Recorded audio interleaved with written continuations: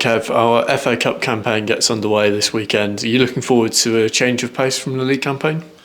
Yeah, listen, in terms of change of pace, it shouldn't change anything from us. In terms, it's a game we want to go win, because obviously the FA Cup is a great competition, and everyone in it. And I think look at last year, the game we had at with Charlton, it was a brilliant one. And listen, we want to progress as far as we possibly can.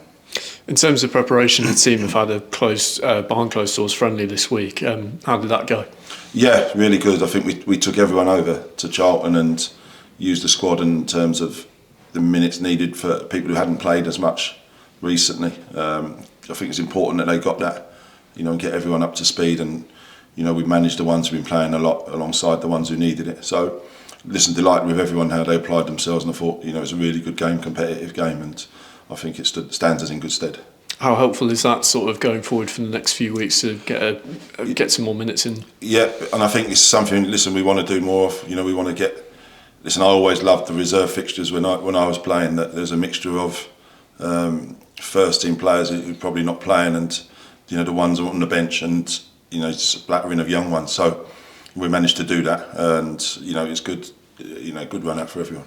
When looking at Saturday and the challenge of Folkestone, they're step 3 side, but still unbeaten in the league. So how much of a challenge are they going to pose? Yeah, I've seen a little bit of their games now and watched a couple. I know the manager really well, Jay, and the staff we know well. So really good manager and really organised team. Some good experience and players we all know, of course, in Joe. Dean Rance is there, Kevin Locko. So they've got some good experience in there and a well organised team. Nice one, thanks, Kev. Brilliant. Kevin, reflecting on Saturday, a great win, 3-0 win against Aldershot Town. What was the most pleasing aspect of that performance for you? Listen, I think before the game, we always said we wanted to win, but pleasing to get 3 goals, a clean sheet, points on the board after not picking up as many as we would have wanted, it just gets us back on track if you want, and that's pleasing. We possibly could have had more goals, but listen, we look at the stats and everything we've done, and we're doing a lot of the right things, in terms of chances created, goals scored can always improve, but it's important we got 3 points. Yeah. And with that game, you're nearly a third of the way through the league season already. Sitting 8th after that game, 6 wins, 4 draws for you. So how do you review what has been a busy first third of the season? Yeah, we knew, it's front loaded with games, and you get to October and there's a little gap in terms of Saturday to Saturday. So we knew we had to be strong to begin with. Probably on performances where we've dropped a couple of points in games that could have been 4 to 6 points better off, probably. So that's the disappointing thing. The pleasing thing is we're still in good position. We've got players in and they're all contributing. And the squad's quite healthy at the moment. So, a lot of positives to take. Team side of things, how's Charlie Kendall? Yeah, still hasn't been able to get out and do anything yet. He's going to step it up next week in terms of hopefully being able to push on a bit and get more work into him. And listen, someone that has done ever so well for us, so we do want him back as quick as possible. Definitely, and you've touched on it there, having about some of the reserve games going on. Obviously, Slavi Spazov come in, really quick development, and his involvement in the weekend as well. You must be pleased to see that sort of the development of players around the club at the moment. Yeah, we've Slavi come in, and I think if he was honest, the first bit of pre-season was quite tough for him because you come into full-time football, and it can shock you the intensity of it. So he's worked ever so hard, and just watching him in training the last week or so, it felt like he was getting really up to speed, and how he trained and how he's worked, took his chance ever so well. Definitely. Well, FA Cup weekend, it's always great when the FA Cup comes around. As we mentioned, Folkestone and Invicta unbeaten in all competitions and second in the Isthmian Prem. What are your sort of expectations of where they'll be dangerous on the pitch?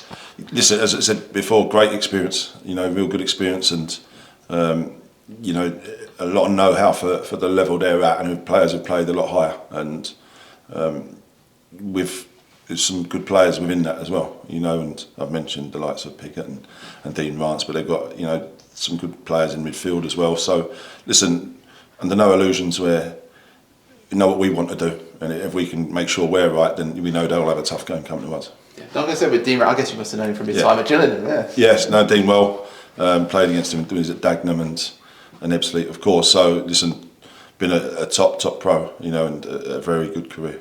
Yeah, of course, Joe Pickett coming back, a hero for Southend United during those playoff times. A lot of times since then, but I expect he'll get a warm welcome side at Roots Hall. Yeah, no, he should do, absolutely. And, not just the playoff goal, of course, but, his contribution as a player here, then, as he should rightly be, players that, have done ever so well for the football club should be respected.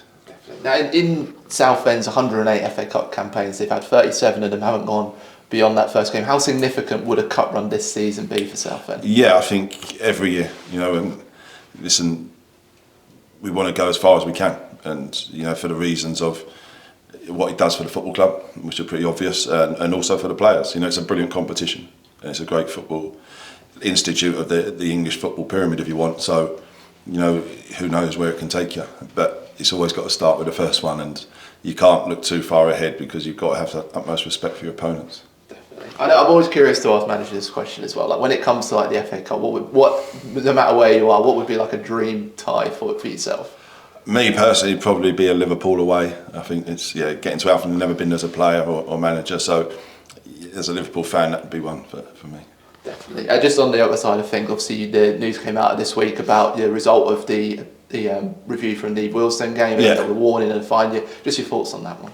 No, listen, I knew it was next to nothing, if you want. If it was on the pitch, it'd be yellow cards and get on with it. So, listen, there was no further punishment, so no problem. Yeah, of course, on Monday you had your golf day with so maybe you enjoy that one. Yeah, no, brilliant day, and thank you to everyone who took part. And luckily the weather was brilliant, and it went as well as possible. A couple of players were on there. Who impressed you most out of them? Listen, Gussie's a top player, top golfer, and he's one of these people who picks up sports ever so easy. But Ollie Coker, Gubbins, Dallow played, Hopper played. So, no, delighted with the day as a whole. Brilliant, thanks, Kevin. Thank you. If at all, how much does the prep for an FA Cup game differ from a league match? Not loads. It can become, depending on who you play, harder to get info on opponents, but we've managed to do that, which is pleasing. But that's probably the only difference. We don't change how we work too much in terms of analysis, and that it's always done very professionally. I think this is the right figure, but you've got almost 1,000 minutes in FA Cup run proper. Have you got a favourite moment from that time? Oh, what would I say? FA Cup in terms of runs or any games? Yeah. I think. So I look back, I remember playing Canvey in a game, which was first time I really had Roots all packed out, which was brilliant. But I think going to Tottenham possibly. I'm not sure what round that was. Was it 4th or 5th round? I think. Was it 4th? Going there to a packed White Hart Lane was a brilliant occasion. Thank you. Didn't mention Barnsley. Yeah, no, that's a good point. Yeah, story at Barnsley. Yeah. Can I go with that? With the thought process for team selection for Saturday, do you look at it slightly differently? Do you look at it as who might need minutes as a chance to play, or do you go with the best side, or is it a combination of the two? Listen, I think, and it's important, that's why we had the game midweek to get minutes into people. I think it's an opportunity that I think we can change the team and still be as strong. So it's a combination of everything, really. We'll be looking at who's training well. Who's bang at it in training, which they should all be, who's in good form, the type of game it might be as well, and I think we take it all into consideration. What we won't do is take it lightly, no doubt about that. We'll pick a team that is going to win.